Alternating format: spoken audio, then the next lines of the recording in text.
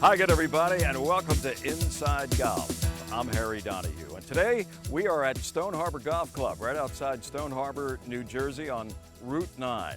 This club dates back to the late 80s. Originally, it was designed by Desmond Muirhead, and now, years later, they're still going through, shall we say, an improvement on that original design of Muirhead. I'm standing right behind one of the more famous closing holes not only in South Jersey, but the entire Philadelphia area, number 18 at Stone Harbor. And there in the background, you can see that pine tree adjacent to the fairway. It's now part of the logo design for Stone Harbor Golf Club.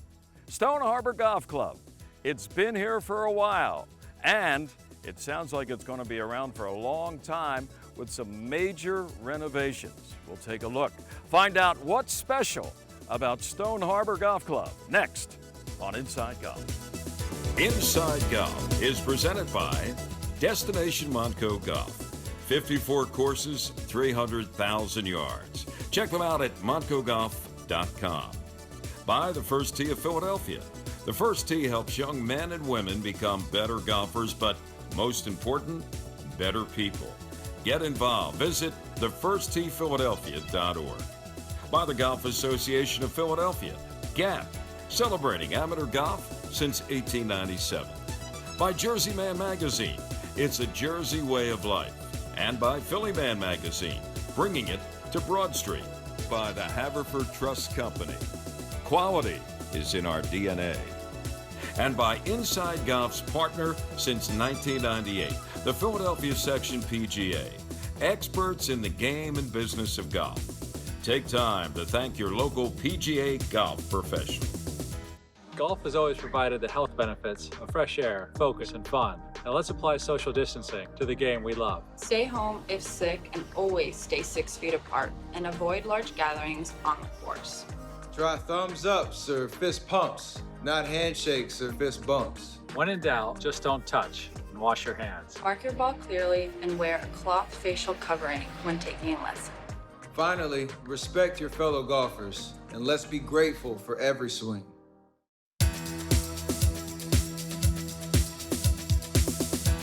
Welcome back to Inside Golf. We're at beautiful Stone Harbor Golf Club down at the Jersey Shore, and we are with Matt Crowley, who has seen a lot in his tenure as the head PGA professional here at Stone Harbor.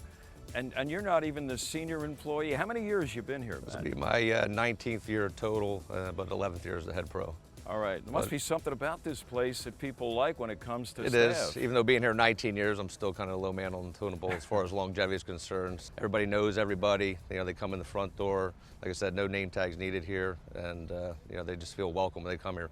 You know, our motto here is, you know, members are like family, and guests feel like members here. So, right. You know, it's a great place to be, a great place to work. And I'm sure, as you mentioned, everybody knows everybody's name. The membership, a lot of members have been here going back, I guess, to the original days in the 80s, right? Yes, yep. There's probably close to 100 members still that were here when it first opened. Yeah. Wow, that's amazing. And they have seen, as you have, a lot of changes, especially lately here at Stone Harbor Golf Club. Take us through some of the more recent changes. So most recently, you know, besides all the expansive tree removal we've done, we took over about 1,000 out of 1,000 trees total. You know, and that's going to help out, you know, airflow, you know, sun exposure to the greens, fairways, so on and so forth. Playability is big here. Obviously, this is a very challenging golf course, so we took out a lot of trees for those reasons, but also for playability. So took some trees out, so where they used to didn't have a shot, the tree would be in the way. Now at least they do have a play at the green, so on and so forth. And then fourth, the tree removal allowed for irrigation. So before the trees were this high and the irrigation would get to where it needed to, but now the trees have grown, they started blocking the irrigation, so we took down trees for that reason as well. So last year we redesigned 17th tee box. That was a par 3. Par 3, number 17. It's called the Medusa hole, as Desmond Muirhead called it when he first designed it. So we expanded about 5,000 square feet. So we added about 5,000 square feet of teeing area. And the original Desmond Muirhead design had it tiered. Yeah, it was a three-tiered. The highest point in Cape May County. Yeah. So that's all been leveled.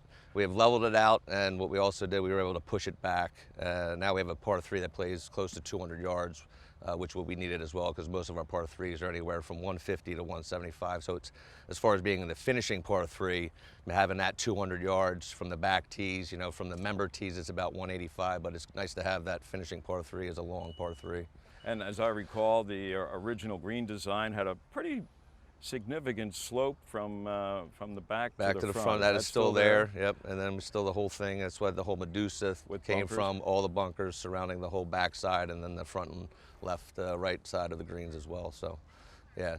Not far from where we're standing here on the practice table is maybe one of the more iconic holes in golf. Well, you have a couple iconic holes. There's a lot here. Yep. But number 18, as a finishing hole, a lot of people would rather quit after 17 holes. Probably the best finishing hole in my experiences in golf, and it always seems like everything comes down to hole number 18, whether what match you're playing or if it's a club championship. You could have a 5-shot lead and still be shaking in your boots when you're hitting the tee ball. So my line here is I've seen more 8s win this hole than birdies. So yep. Yeah. I think I've been there. Yeah. I think I've been there, Matt. Any plans in the future when it comes to changes, renovations of holes, of doing anything with 18? With 18, we're going to try to expand the fairway a little bit, because obviously with it being a challenging hole, having a little bit more fairway to aim at is going to help, obviously, off the tee. So we plan on trying to expand just the width of the fairway, just so we have a bigger landing area for members to access and hit, and make it a little more easier for them. But the overall design, for instance, of the green, I mean, everything's going to stay still the have same, that yeah. little peninsula in the front. Yeah, you can't change that. That's what that hole's all about. Yeah. I think you should only put the pin in the front maybe middle, once a month. Yeah, one club length or, off the front edge. That'd be perfect for our members. Yeah. Right. And as I mentioned about, in addition to 18 being an iconic hole here at Stone Harbor, one of the first, I think, in the area, island par 3s was here on the front 9 as well. Number 7 in the original design, it had bunkers on either side, then water, Mm-hmm. then the putting surface. Mm-hmm. Yeah, it was called Jaws. You're right. Yep. You had and then eventually they filled in that area between the bunkers and the green. Yep. But really didn't do anything to lessen the severity of the hole. No, we didn't fill in all the water. So, the water's still there, but the green is expanded more, so it's a little more easy to hit. So what's on the drawing board in terms of changes to some of the holes in the next year or so? Well, after what we did this year, we redesigned 1, 2, and 13, the entire green surround, the bunker complexes, new irrigation, new drainage, and new sand. So moving forward, that's kind of our main focus, is just continuing the green surround work. So next year we're going to do number 8, 14, number 10. They're the top 3 on the list, and then from there we'll kind of prioritize everything and just kind of go from there with it. Okay, before we say adieu to you, Yes, let's sir. talk about this project right here and the practice range. This all was new grasses. Yes. High-tech mats, which come into play times when things get kind of used a lot. Sure. Tell us about it. Well, this was a long time coming, getting the teeing area redone. So we added close to 5,000 square feet of teeing area. Wow. And then instead of having bent grass, we went to Bermuda grass. So for these hot months, we'll have quicker regrowth with the Bermuda. Unfortunately, during the off season, we'll have to cover it up. Therefore, that's why we have these beautiful turf hound mats that we installed, which are top of the line. And then it's also nice to have the mats in case we get a lot of rain where we got to pull everybody off the actual teeing area. But we have 5 new target greens out there as well, which helps for practicing for our members, even for me giving lessons and my assistants giving lessons. And then what I'm most proud of is that new putting green. So I don't know if for everybody who's played here in the past, the old practice putting green didn't resemble any hole on the golf course. It was only good for uphill putts. It was pretty much straight slope from right to left. Yeah. So it's nice finally. It's a 2-tier putting green, which pretty much 12 of the holes on our golf course have 2 tiers. So you can practice that uphill putt, that downhill putt. So it resembles pretty much all the holes on the golf course now. So going from one end to the other is great. Matt, thank you very much for giving us an update on what's happened here at Stone Harbor. All right, appreciate and your in time. another 19 years, goodness knows what this we'll place do is this again going to another look like. 19 years Goodness from now. knows what Matt's going to look like. Huh? Okay, All right. Thank you, sir. Thank you, sir. All right, stay with us. More to come on what's been happening here at Stone Harbor. That's next on Inside Golf.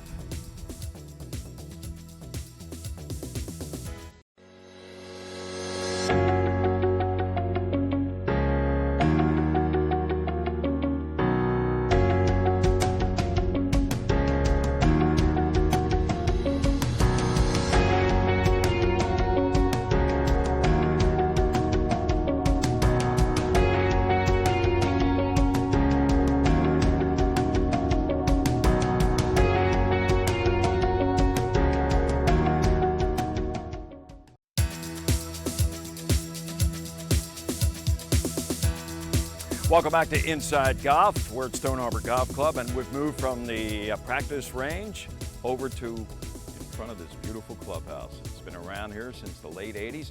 Carol Blum is the general manager. I don't know if you've been around since the late 80s, Carol, but like Matt, you're one of those long-tenured employees as GM. I am. I've been here now for 22 years. Okay. It's a long time. And I'm only 27, so. How about that? You look marvelous. Let's talk about a new relationship with an architect. Tyler Ray is his name. Yes. He's already been on site working. Some of the changes that Matt talked about earlier in the show, he was prominently involved in. And now you're going to use Tyler to take it forward. We are. We're really excited. We worked with Tyler last year. He designed our new practice area, the putting green, the expanded tee box. He did some work for us on number 1, number 2, and number 13. He did green surrounds and some really nice Seth Rayner bunkers that he installed. So what we did 2 weeks ago is we met with Tyler, and our new owner, Lee Fishman, has commissioned him to develop a master plan for Stone Harbor Golf Club, which we're thrilled about. If you look at this property, in 1988, it's really interesting that Desmond Muirhead came here. Many people said he was very controversial as an architect, but he came here and carved this beautiful piece of land into a pine forest over 350 acres. And the land undulation and what he developed here was so brilliant. And oftentimes architects come to Stone Harbor and they say, let's blow it up. And what Tyler did, and why we were very particular in choosing him, was that he said, let's take what Desmond designed, because this certainly is not a vanilla golf course. We're very proud of our golf course. And he said, let's take what Desmond developed and make it better. In the little bit of time that the members have seen some of these changes, what's been the feedback that you're getting? Because I know the buck stops at you when it comes Often to does, yes. people's opinions. Yes. Well, we're really lucky. We have great members here. We have a beautiful membership family. We have a sense of community here. The members have been so supportive in everything that we're doing. And we often look for their feedback when we're looking at direction for any projects that we're taking on. Talk about the amenities. This beautiful clubhouse has been here since day one. Yes. Although there are some changes that have been made internally, externally. Yes. Tell us about them. Well, what again we did, much like we're going to do on the golf course, and we have done on the golf course, is we have this beautiful building that was built in 1994, Jerry Spangler. It's a Southern-inspired beautiful building, but it needed a renovation, it needed an update. So what we did was we kept the original moldings, we kept the integrity of what the clubhouse looks like. We added all new hardwood flooring, we added a nice, beautiful new bar, we added some brick, we redid the men's locker room. So we respected the integrity of the building and kept that Southern charm while making it more amenable for today. Right, and dining is top shelf, right? When it comes to what is available here in an area, Stone Harbor, Avalon, South Jersey Shore, this is a go-to place for your members. It is a go-to place. Honestly, it's a go-to place for many people. Obviously, we're a membership-only club, but we are so proud of our food and beverage here. We do a tremendous amount of training at the club. Our staff is second to none. Our food quality is amazing. I 25 years ago worked with the Ritz-Carlton Company, and I took that training application, which is one of the best in the world, and applied it on a different scale to Stone Harbor Golf Club. So we do training every day. We're very serious about our food and beverage. I am an advanced sommelier, so it does help your food and beverage component when your general manager does have a background in food. That's where I started my career. You know, the golf club business is very, very competitive and getting more competitive every day. The pandemic certainly hasn't helped in many ways, but people find a way, you know, to navigate through a hurdle or whatever. In your job, what would you like the experience to be, given everything that people, the opportunities they have, and you're in a very competitive business? Why Stone Harbor Golf Club? Honestly, there's something very special at Stone Harbor Golf Club. It's an intrinsic value. Members come and say, I just feel like I'm at home here. We are very professional in our service, but our service is also very kind. So we want someone to join this club and have wonderful amenities, but also feel relaxed. And that's something we really pride ourselves on. And during this time, I mean, you mentioned the pandemic, right now what Stone Harbor offers for many people is an escape. It's a way to come out and play golf and social distance and do something outside, a little change of scenery, and be able to enjoy this beautiful, unadulterated golf course. Right, and for someone that's been here as long as you have, to keep things changing, you know, nobody stands still. No. In any job. If you're not reinventing yourself in any right now, industry, and you're in trouble. especially when it comes to running a golf club. Yes. And you guys are to be commended for looking down the road. Thanks for having us. Our pleasure. And good luck with all the changes in the future. Thank you very much, Harry. You know, when you come to Stone Harbor Golf Club, one of the best treats is their hot dogs. I'm telling you, I just dream about these hot dogs. Here's Becky. Look at this order. Oh, Becky, you made my day. Look at that, folks, huh? Look at that hot dog. I can't wait to dig in. Oh, Stone Harbor Golf Club hot dogs. Doesn't get any better than this. All right, stay with us. More to come here on Inside Golf. Coming up next, our teed off panel. Not just about one player in particular on tour, but this conversation's been going on for, what, a decade now.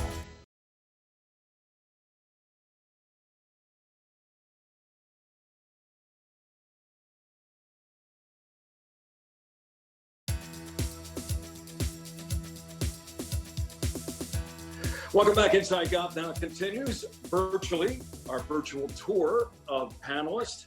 Matt Fry is one of them. Matt's the Director of Communications for the Philadelphia section, PGA of America. Glad to have you back, Matt. Thanks for having me again, Harry. President of the Golf Association of Philadelphia is Quinn Spitzer. He is Natalie attired in his Gap shirt. Looks good. Thank you very much, Harry. That logo. I was going to say it's not a new logo anymore. It's a year old, right?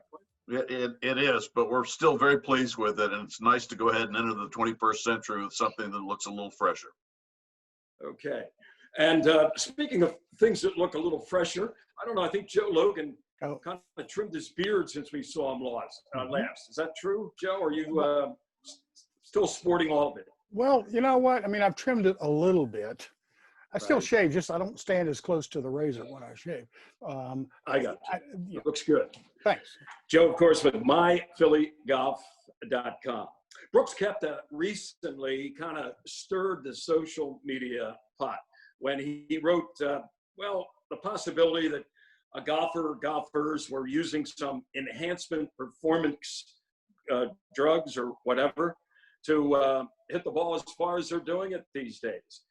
Looked like he was being tongue-in-cheek about it a little bit, but a certain contributor on the Golf Channel took exception, said it was awful what he said, and insinuated that maybe he should be fined by the PGA Tour. Well, that made it a little bit worse as far as Brooks is concerned, and he got back and sort of took an ad hominem shot, although hominem may not be the proper pronoun there, and said that whenever he hears this woman contributor's voice on the Golf Channel, he has to turn the channel off because it's a voice that he doesn't like on TV. So it went from bad to worse.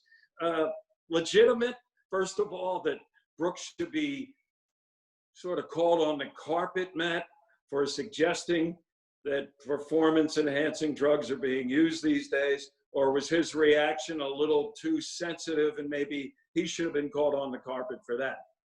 I'll open it up to you first. You know, I mean, I don't think there's technically anything wrong with bringing attention to the subject. Was there probably a better way to do it? Yeah, I'm sure there was.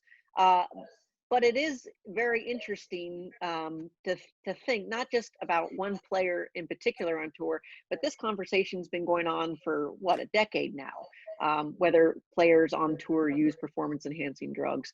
So I don't think there's any reason to scold Brooks for bringing it up, but maybe he could have done it in a little bit more professional manner.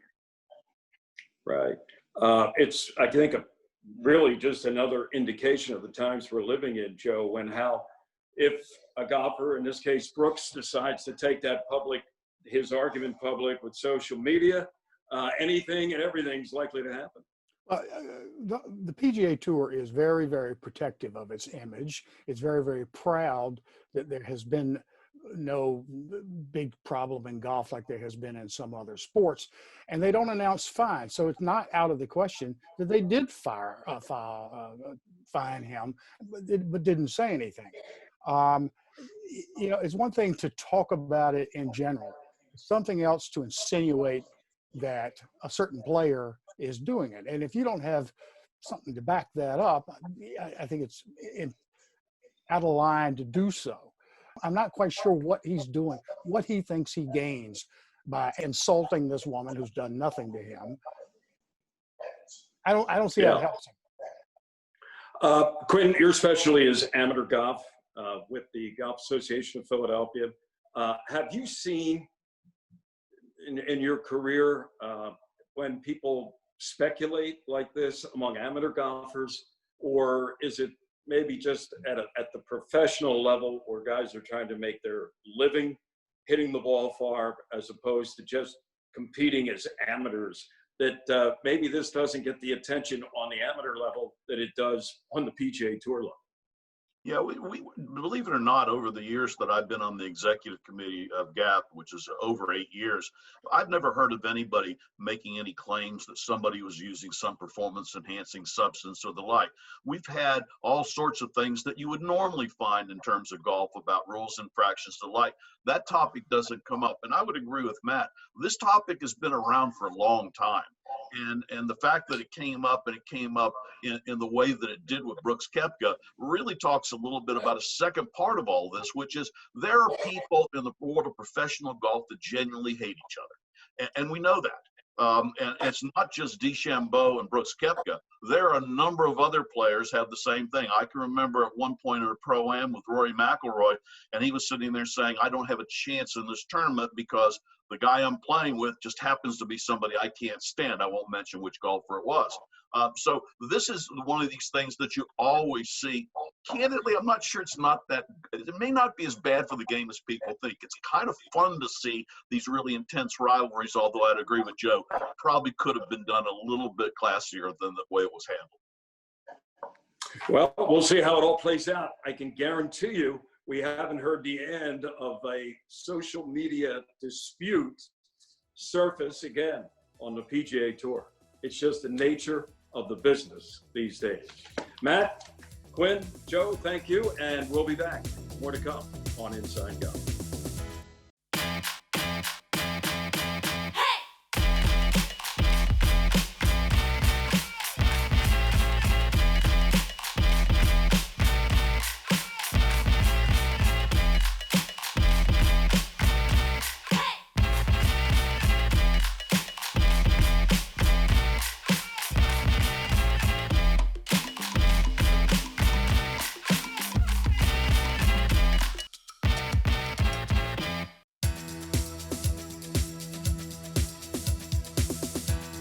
Welcome back to Inside Golf as we wrap things up from beautiful Stone Harbor Golf Club with the owner, Lee Fishman. Lee, boy, what a great property you have here. You've been involved now in ownership for several years.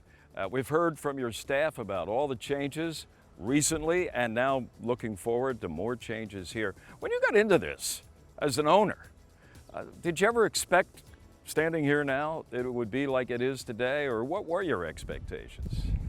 I never expected to own a golf course, but when I saw the golf course, I realized the opportunity as far as an investment went. Got heavily involved with the purchase and the acquisition of the golf course, and after acquiring the property, I realized that this property had a lot more to offer, which was a staff that was the best I've ever seen, the members that I've never came across. It was a whole experience that really perked my interest and my enthusiasm, and since then we have been aggressively renovating the entire property and enhancing what was here previously that was magnificent, and we have now brought this entire property up to a whole nother level. What would you like the experience to be? Because out there right now, as we look into the camera, are people watching that may not know a lot about Stone Harbor Golf Club, even know their experience with the Jersey Shore and they play golf. If they were to come here, what would you say are one or two things that they're really going to enjoy? This is a property that cannot be explained. I've tried to in many ways, but it's unexplainable. The second you walk onto the property, drive onto the property, you're greeted from our bag drop staff that knows everyone's names. They're treated as if they're family. Our staff are as professional as you could possibly be. And then once you experience the golf, it's an experience that you will never ever experience anywhere else in the South Jersey Shore. Right. It is a challenging golf course. We're standing here as we wrap things up. Perfect place to close down the show on the 18th hole. I think even people who haven't been in New Jersey have heard about the 18th hole at Stone Harbor. That's how its reputation has grown over the years.